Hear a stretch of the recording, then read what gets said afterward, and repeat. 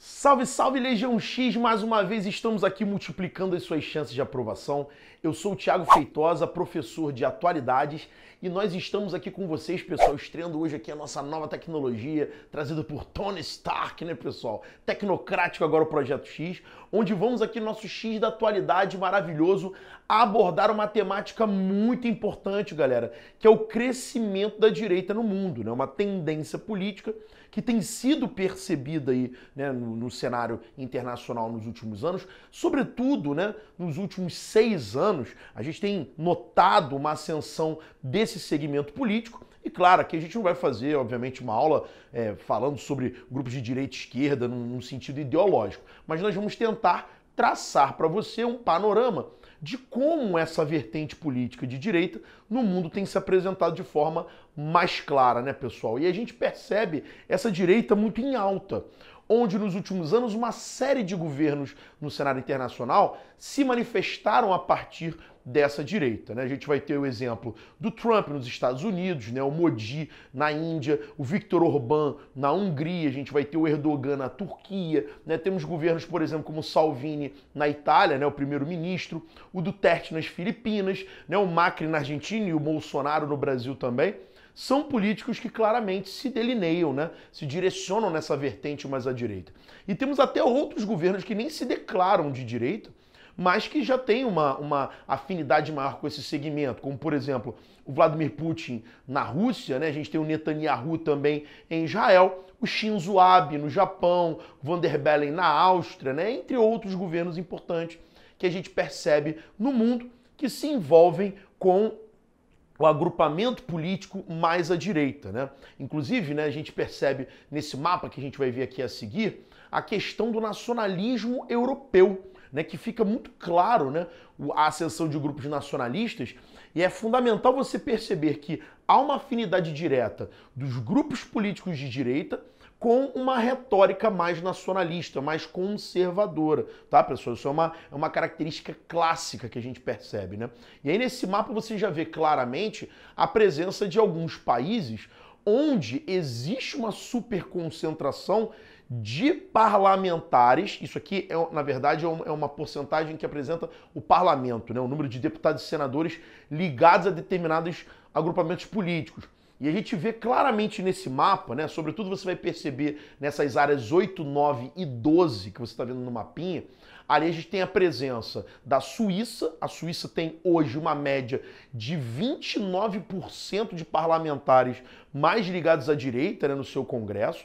A gente tem ali com o número 9 a Áustria, onde você tem um Partido da Liberdade que chega a 26% de parlamentares à direita, né?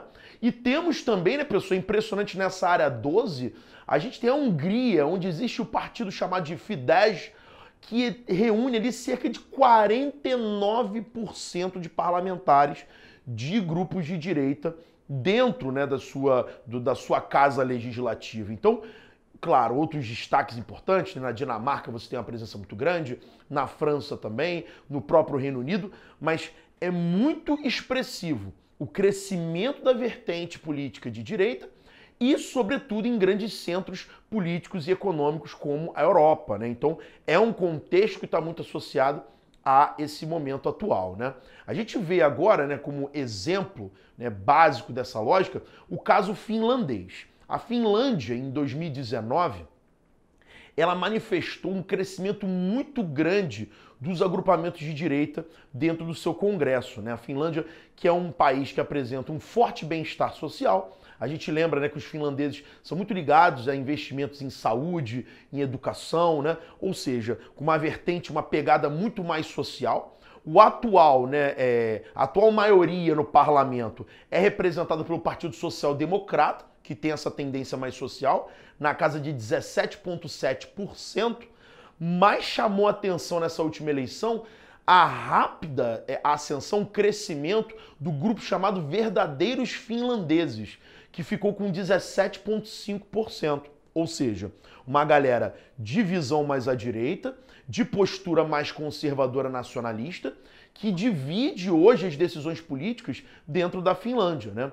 Tanto que a recente proposição do governo de reformas na saúde, de redução de alguns gastos sociais, foi muito mal vista pela população, né? A população ficou bastante incomodada com essa postura de tentar gerar austeridade, né? Corte de gastos, e foi para as urnas. Nas urnas, eles acabaram votando em quem? No partido que tem a vertente mais nacionalista, né? Então, isso aqui é muito legal para a gente construir essa tendência. Por que na Europa está crescendo muito essa retórica da direita conservadora nacionalista? Porque nos últimos anos, com crises econômicas, a gente teve cortes de gastos nos setores públicos básicos, isso gerou uma insatisfação na população, e nessa hora o discurso que é mais aceito, né, pela grande massa, sem dúvida é um discurso mais nacionalista. E com isso os grupos de direita acabam tendo grande vantagem, né?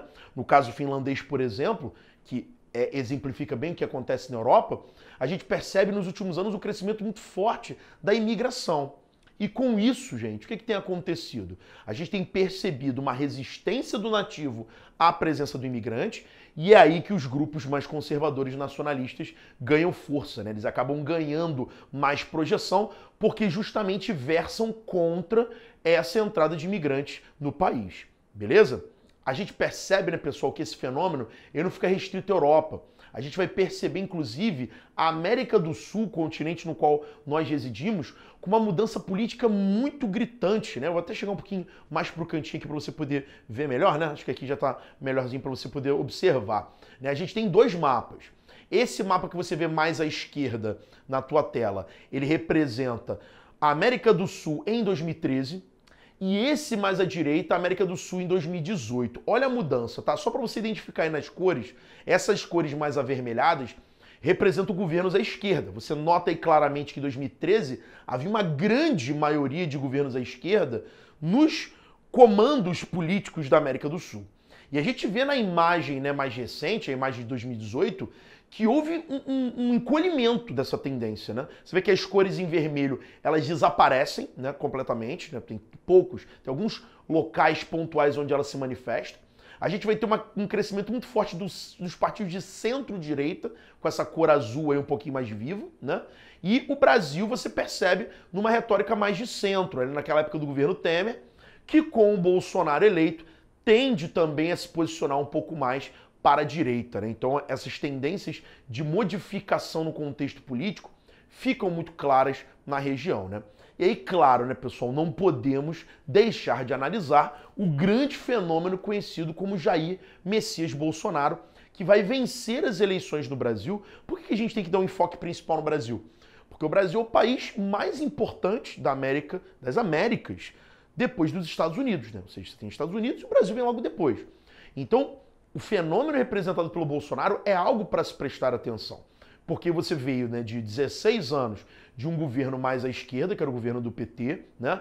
Antes do governo do PT, você teve 8 anos de um alinhamento um pouco mais social-democrata, né, que seria um centro-direita, com o Fernando Henrique. E o Bolsonaro ele vai vencer as eleições em 2018 com um discurso bastante voltado para a lógica que a direita defende, né? E para, obviamente, atender anseios da população que estavam ali se manifestando, né, dentro dos nossos debates públicos, dos nossos fóruns sociais, como, por exemplo, a ideia do combate à corrupção. Essa bandeira contra a corrupção, né, que vai diretamente ali de encontro à indignação popular contra esses corruptos, vai ser, sem dúvida, né, uma bandeira política que o Bolsonaro vai abraçar e vai se beneficiar bastante com ela, né? O repúdio à esquerda, né, sobretudo a imagem da figura do PT, isso vai ficar muito claro também na oratória do Bolsonaro, o que vai ser oportuno, né, porque era um governo que estava saindo diante de uma situação econômica muito conturbada. A gente teve um governo Lula bem positivo em termos econômicos, o governo Dilma não foi tanto assim, e com isso a população insatisfeita vai também, né, se envolver com esse discurso do Bolsonaro, contrário, né, à ideia, né, da esquerda, né? Sobretudo, gente, utilizando-se de uma argumentação voltada para uma polarização entre capitalismo e socialismo, o que é muito curioso, porque a Guerra Fria acabou em 91, né? E mesmo assim você percebe que esse tipo de oratória ganha repercussão, né, ganha força. E isso vai, né, ser um grande, digamos, chamariz para que o Bolsonaro vença as eleições, né? Uma característica do Bolsonaro que é interessante de se observar e que é diferente do que a gente percebe nos demais grupos de direita é porque enquanto você vê na Europa, por exemplo, né, e nos Estados Unidos também, uma denúncia contra a globalização, um posicionamento anti-globalização, desglobalizante, né? A gente já teve até um X da atualidade aqui em 2017 falando sobre isso, sobre a desglobalização. Você pode voltar lá e assistir, né? Bem legal essa aula, mas é uma tendência de fechamento, de maior protecionismo, de maior isolamento comercial. O Bolsonaro, pelo contrário, ele vai trabalhar com uma agenda extremamente internacionalizada, de abertura para o mercado financeiro, um programa ultraliberal com cortes de gastos públicos, né, abrindo-se para o investimento estrangeiro, querendo muito se aproximar, né, do vínculo com os Estados Unidos da América.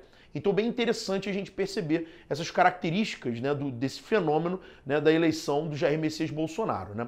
Agora, a gente tem que entender por quê, pessoal. Por que a direita cresce no mundo, né? O que levou esse crescimento tão propulsor dos partidos de direita no mundo, né? Primeiramente, pessoal, a gente tem que entender que a questão econômica ela é muito importante, né? A minha avó ela sempre tem uma frase que ela fala que quando a farinha é pouca, meu pirão vem primeiro, né?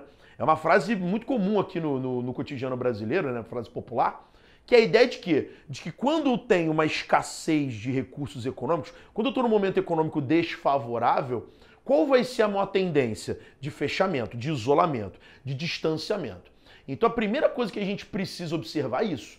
A ideia de que você vai ter um momento econômico que começa em 2008 nos Estados Unidos, com a pior crise desde 1929, depois em 2009 para 2010 na Europa, com a crise da União Europeia, chegando em 2011 no Japão, com outras causas, né, ligadas ali a fatores naturais. O Japão teve o pior terremoto da sua história, mas o Japão vai declinar economicamente. Então a gente teve os três centros de economia, gente. Estados Unidos, União Europeia, Japão afundando economicamente. E isso vai gerar o quê? Toda uma problemática em nível interno. Você imagina as populações desses países acostumadas, né, a uma vida mais confortável, um cenário mais tranquilo em termos econômicos, passando por privações, passando por cortes de gastos. E aí você começa nesse momento a questionar a presença do imigrante. Você começa a questionar os fluxos internacionais de pessoas. Será que esse cara tá aqui, ele tá tirando os meus direitos, os meus benefícios? Será que ele não está sendo, né, prejudicial, fazendo com que o meu país gaste cada vez mais? É importante ressaltar, galera, que em muitos desses países, sobretudo europeus, a presença do imigrante é muito importante. O imigrante ele compõe a chamada população economicamente ativa, que é um grupo fundamental para o desenvolvimento econômico, né? Para pagar impostos, para consumir, para trabalhar. Esse cara já estava ali. Mas no momento de crise, o que vai acontecer? Você começa a vê-lo como um problema. Vê-lo como alguém que gera disputa excessiva no mercado de trabalho, né? Então a gente tem esses momentos, né, em conjunto sendo observados, somado ao fato de que hoje nós temos, né, uma possibilidade de comunicação, de troca de informações muito mais expandida que no passado. Então essas ideias, esses valores, esses conceitos, essas propostas mais nacionalistas, mais conservadoras, começam a ganhar espaço. A gente viu isso nas nossas últimas eleições no Brasil. E isso, claro, leva a um crescimento da defesa dos interesses de direita. É fundamental a gente perceber isso, pessoal. Quando o Lula, de esquerda, termina o seu governo em 2010, ele tinha 85% de aprovação. O Bolsonaro é eleito em 2018 com quase 50% dos votos brasileiros. Olha como a mesma população que no momento se acostumou com o governo de esquerda, ela depois vai se direcionar para um caminho mais à direita. Isso tem a ver o quê? Com o contexto econômico, social, histórico, né, do momento em que vivemos, que é importante, né, ser destacado, né? A gente percebe, né, que essa tendência neoliberal do mundo, ela começa, né, a sofrer alguns questionamentos, né? Porque você tem hoje muita gente passando por necessidades, né, básicas, fundamentais, e isso começa a gerar uma insatisfação por parte da população, mas por outro lado você tem uma corrente que defende o corte de gastos públicos. Então há, né, toda digamos, um conflito de óticas, de interesses, de propostas que a gente acaba esbarrando nesse momento, né? Um último fator que a gente pode também apontar como, digamos, propulsor desse crescimento da direita é o enfraquecimento da esquerda, né? Desde o fim da União Soviética, né, no final dos anos 80 e início dos anos 90, você percebe que as ideias socialistas, as ideias mais ligadas à esquerda, elas perderam muito fôlego, né? Não houve uma articulação de novos grupos que acabassem, né, por preencher o vazio deixado pela União Soviética. Então, dentro disso, a gente percebe que a direita ela vai ter muito mais espaço para fluir, sobretudo diante das situações que a gente acabou de apontar, né? Agora vamos entender como que essa direita cresce no mundo, né, pessoal? A gente vai ter aqui um próximo slide para a gente observar que ele diz que existem alguns fatores, né, que foram encadeando essa lógica de crescimento da direita, né? A gente vai perceber que talvez um evento que tenha sido simbólico foi o chamado Brexit, né? A intenção do Reino Unido em se desvincular da União Europeia. Isso talvez tenha sido o grande chamariz inicial para essa tendência de crescimento da direita em larga escala. A gente vai entender que o Reino Unido e os seus habitantes, insatisfeitos com o contexto que estava rolando ali na Europa em 2016, sobretudo, né, problemas ligados ali à questão do terrorismo, muitos ataques, né, acontecendo tanto na Inglaterra, quanto na França, quanto na Bélgica, né, gerando pânico na população local. Isso, claro, impulsionou o discurso do pessoal mais à direita, mais conservador, mais nacionalista, que vai ter um amparo da população para votar, né, para criar um plebiscito de votação para a saída do Reino Unido da União Europeia, o que foi aprovado, né? A gente até já fez vídeos aqui no Projeto X, de X da Atualidade, falando sobre essa questão do Brexit que está meio lenta, mas você precisa entender o contexto no qual isso foi gerado, né? Depois, posteriormente, você vai ter na França, em 2017, né, a questão do grupo, né, da chamada Frente Nacionalista, né, Frente Nacional, representado pela família Le Pen, que quase vence o Emmanuel Macron nas eleições. Você quase teve, né, a Marine Le Pen vencendo a eleição e se tornando uma presidente conservadora nacionalista em solo francês. Um outro evento que chamou muita atenção, pessoal, foi a esmagadora vitória da chamada AfD, que é a Frente Alternativa da Alemanha, né? Um grupo de ultradireita, que vence pela primeira vez a maior parte dos assentos do parlamento desde a Segunda Guerra Mundial. Isso é uma coisa que tem que ser ressaltada, né? É óbvio, como grande, né, digamos, carro-chefe desse processo, já tinha acontecido a eleição do Trump. E a eleição do Trump, ela vai trazer esse discurso mais nacionalista, né? Você vê o próprio slogan do Trump, Make America Great Again, America First, né? São mensagens que lidam com uma visão de privilégio nacional em detrimento da globalização e que acabou motivando, incentivando e levando outros lugares do mundo a uma mesma proposta, né, pessoal? Então, a gente percebe claramente que essa tendência política é uma tendência que está em dinamismo, né? E vários episódios a partir disso estão acontecendo, inclusive no nosso cenário nacional, né, gente? Então, o entendimento dessas tendências, né, o entendimento dos caminhos que levaram a esse cenário político, sempre acabam sendo muito importantes para você que vai fazer vestibular ou qualquer concurso. Beleza, galera? Agradecer pela presença de vocês. Deixa aqui embaixo o seu comentário sobre qualquer coisa a respeito da aula que você gostou ou não gostou, sugestão para as próximas aulas. Não se esqueça, pessoal, se inscreve no nosso canal, ativa a nossa sinetinha aí de notificações para você sempre receber um vídeo fresquinho do Projeto X e assistir bem gostosinho. Beleza, galera? Um abraço, valeu!